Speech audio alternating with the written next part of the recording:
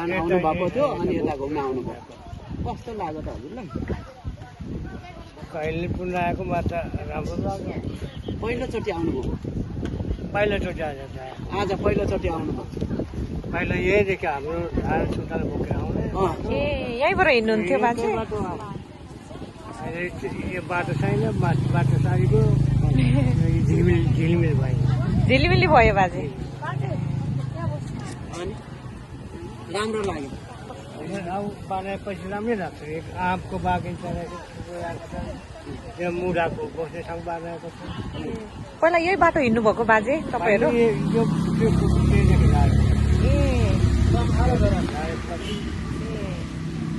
यहाँ पहिला बाटो बिहिबार यहाँ बस्ने सुक्खामा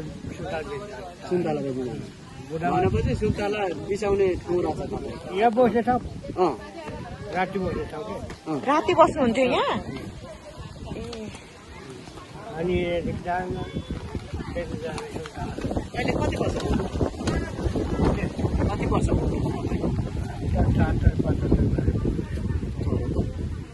चौरात्तर वर्ष पुग्नु 74 वर्ष पुग्दाखेरि यो ठाउँ अलिकति फेरियो घर पाएर कहिले पाएको थियौँ धानदेखि नै यहाँ यो त्यो घर बनाएको छु यही मात्रै आज टाढा टालतिर बनाएको छ बाँसहरू पनि बनाएको छ हेर्दा हेर्दै अचम्मकै भएछ खोइ पानी पर्दैन पानी पऱ्यो भने त बागै लान्छ यो यहाँ बगाइ लाने पानी आउँछ होइन पानी पऱ्यो धेरै पानी पऱ्यो बागै लान्छ यो पुग्थ्यो कति बागै पठायो यो कस्तो पुल थियो यस्तै यस्तै फुल थियो नि है यहाँ त काटेको मासुमा त तार्ने गाडी पानी आयो आउँथ्यो है पहिले यो खोलो बाटो ढाक्यो र यो खोलो बाटो ढाक्यो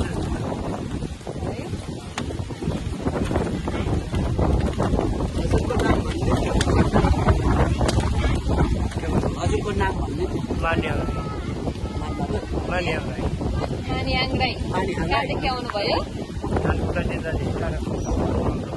खोकु छिन्ताङ खोकु मात्रै धनकुटा खोकु है त्यहाँबाट आउनुभयो आज यो ठाउँमा घुम्नै त आउनु भएको होला नि है घुम्नु होइन यता हाम्रो आउने काम थियो र ढाक्नु आएको टाढादेखि यता रामिकाको जाउँ भनेर आएको धरानमा आउने काम थियो र काम सक्नुभयो अनि यहाँ रमिता हेर्नु पनि आउनुभयो ल भनेपछि धनकुटादेखि धरान त आउँदा भइरहेको छ अब योदेखि कति थाप्यो भने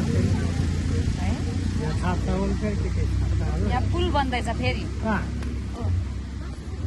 यो दुईटालाई जोड्ने मितेरी पुल बन्दैछ यहाँदेखि उता जानु यहाँदेखि डाइरेक्ट पर पुग्ने र कस्तो लाग्यो बुवालाई चाहिँ आज राम्रै बनाएपछि नराम्रो हुनु पहिल्यै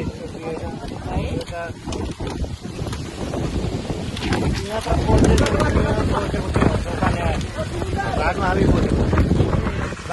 भात पकाएर खाएन अनि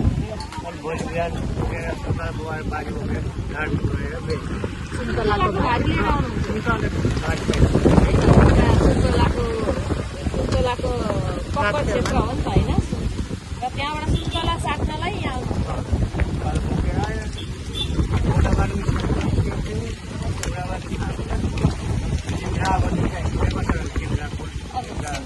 यहाँ बसेको थियौँ यहाँदेखि बिहिबार चाहिँ यहाँको पशु लागेको थियो कोही बास बस्दै अहिले चुलामाथि ढुङ्गा बनाएको छ नि बुवा त्यहाँ चाहिँ पहिले पकाइ खाने ठाउँ हो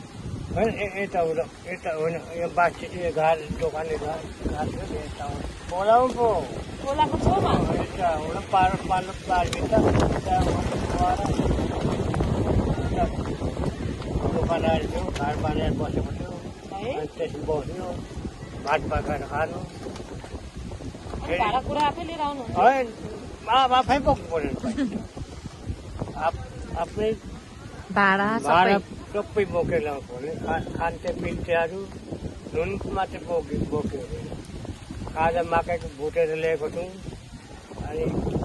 बारी बिसाएर खाजा खाएको छु त्यतिखेरको हिँड्दाको बाटो यो अहिले कस्तो भएछ सपना जस्तो है सपना जस्तो लाग्छ यस्तो हुन्छ जस्तो लागेन होला है दाजु आफ्नो पाखाहरूले धानको दिनमा कहिले गाडी आउने भनेको है उनीहरूले भेट्यो हजुर अब हामीले नुन लिन जानु पर्यो यही धान है नुन थियो यो कोसेमा नुनको गोडा थियो त्यहाँबाट किनेर लागेर अन्तिममा फागुन सब आएको थियो फागुन चैत वैशाख जेठ आषाढ साउन भादौ आषाढमा पुग्ने गरी हामीले नुन बोकेर ल्याएको थियो असुदसम्म पुग्ने गरी लानुपर्ने अनि काटीदेखि त फेरि कागतीको सिरेन गाउँमै कागती अहिले कागज छैन छैन मासिएछ कोही स्टेसन कोही सुरा पार्टीमा गएको थियो हाम्रो गाउँ नुन यहाँ कागती हुनेको कागती लिएर नुन ल्याएको थियो है जे छ त्यही साटेर लानु पर्यो हामी त पहिले त घिउ लिएर साटेको है यो यत्रो ढुङ्ग्रेबासको ढुङ्ग्रोमा एक खाडी एक ढुङ्ग्रो घिउमा 20 ढुङ्ग्रो 22 ढुङ्ग्रोसम्म दिएको थियो नि है नुन भरेर लानु पर्यो अनि यहाँ त अब साथी घाटदेखि निस्केर बाटोमा भेट साथी कतिजना भएको थियो त्यतिजना हामीले झारदेखि घर पुग्ने गर्ने नाचो थियो आएपछि यति सागाबाट यति बोकेर सातो आउँथ्यो अहिले त कोही बोक्यो कसले बोक्ने घरमै गाडी पुग्छ घरमै गाडी तर अहिलेको नुन घिउको सट्टा चाहिँ नुन लानुहुन्थ्यो साटेर भन्दै यहाँ साटेर नि नुन अहिले अब यो ठाउँमा आएर त्यो दिन सम्झिँदा त सपना जस्तो लाग्छ है अहिलेको नानीहरूले सुन्दा पनि सपना जस्तो हो।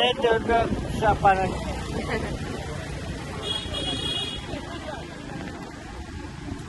कोसँग आउनु भएको तपाईँ अहिले होइन छोरीले ल्याउनु भयो है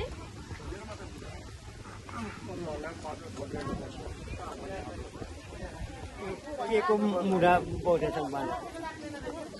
त्यो चिन्डो बनाएको चिन्डो हुन मुढाको केको बोकेछ आउँथे मुढा